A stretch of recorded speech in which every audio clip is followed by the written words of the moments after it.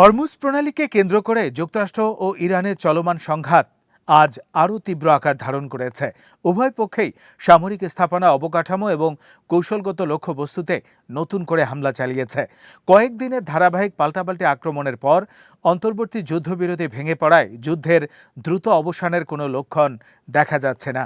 যুক্তরাষ্ট্রের central command সেনকম জানিয়েছে, টানা সপ্তম রাতের অভিযানে তারা ইরানের নজরদারি কেন্দ্র, সামরিক সরঞ্জাম সরবরাহ অবকাঠামো, ভূগর্ভস্থ অস্ত্রভাণ্ডার এবং সামুদ্রিক সক্ষমতার সঙ্গে সংশ্লিষ্ট স্থাপনায় হামলা চালিয়েছে।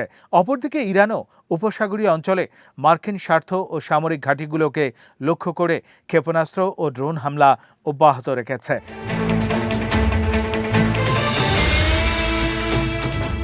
কুয়েত জানিয়েছে, তাদের আকাশ প্রতিরক্ষা ব্যবস্থা ইরানের ছোড়া ক্ষেপণাস্ত্র ও ড্রোন প্রতিহত করেছে। ইরাকের এরবিল শহরের আকাশে হামলাকারী ড্রোন ভূপাতিত করা হয়েছে। জর্ডানও 3টি ইরানি ক্ষেপণাস্ত্র ধ্বংসের দাবি করেছে। বাহরাইনে বিমান হামলার সতর্ক সংকেত বাজানো হয় এবং কাতারেও একাধিকবার বাসিন্দাদের নিরাপদ আশ্রয়ে যাওয়ার নির্দেশ দেওয়া হয়। ইরানি রাষ্ট্রীয় গণমাধ্যমের দাবি, কুয়েতের আল আদিরি সামরিক শিবির, আলী আল সালেম বিমান ঘাঁটি, বিভিন্ন গোলাবারুদ ডিপো ও যোগাযোগ সেতু লক্ষ্য করে হামলা চালানো হয়েছে। জর্ডানের আল আজরাক ঘাঁটির জ্বালানি সংরক্ষণাগারও লক্ষ্যবস্তু ছিল বলে দাবি করা হয়। এছাড়া কাতার, বাহরাইন ও ওমানে মার্কিন সামরিক স্থাপনা ও রাডার ব্যবস্থার বিরুদ্ধেও হামলার দাবি করেছে তেহরান।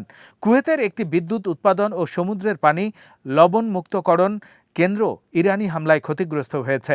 এতে অগ্নিকাণ্ডের পাশাপাশি বিদ্যুৎ উৎপাদন ব্যাহত হয়েছে। পানীয় জলের প্রধান উৎস হওয়ায় এ ধরনের স্থাপনায় হামলা উপসাগরীয় দেশগুলোর গুরুত্বপূর্ণ অবকাঠামো ঝুঁকি আরও বাড়িয়ে দিয়েছে। কর্তৃপক্ষ নাগরিকদের বিদ্যুৎ সাশ্রয়ের আহ্বান জানিয়েছে। অন্যদিকে যুক্তরাষ্ট্র ও দক্ষিণ ইরানে হামলা আরও জোরদার করেছে। ইরানি গণমাধ্যমের তথ্য মতে, বান্দার খামির সহ বিভিন্ন এলাকা, অন্তত 5টি সেতু, একটি রেল স্টেশন, বিদ্যুৎ অবকাঠামো, চাবাহার বন্দরের একটি নজরদারি টাওয়ার এবং পাকিস্তান সীমান্ত সংলগ্ন ইরান শাহর বিমানবন্দর ক্ষতিগ্রস্ত হয়েছে। ইরানের স্বাস্থ্য মন্ত্রণালয় দাবি করেছে, সাম্প্রতিক হামলায় অন্তত 38 জন নিহত এবং 400 জনের বেশি আহত হয়েছেন। সংঘাত কেন্দ্রবিন্দুতে রয়েছে হরমুজ প্রণালী, যার মাধ্যমে শান্তিকালীন সময় বিশ্বের প্রায় 20% তেল ও প্রাকৃতিক গ্যাস পরিবাহিত হতো।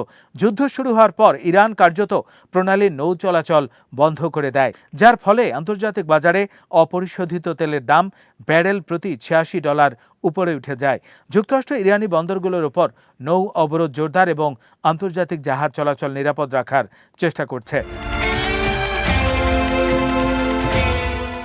এদিকে জাতিসংঘ মহাসচিব অ্যান্তোনিও গুতেরেস বেসামরিক অবকাঠামোর উপর হামলা নিয়ে গভীর উদ্বেগ প্রকাশ করেছেন।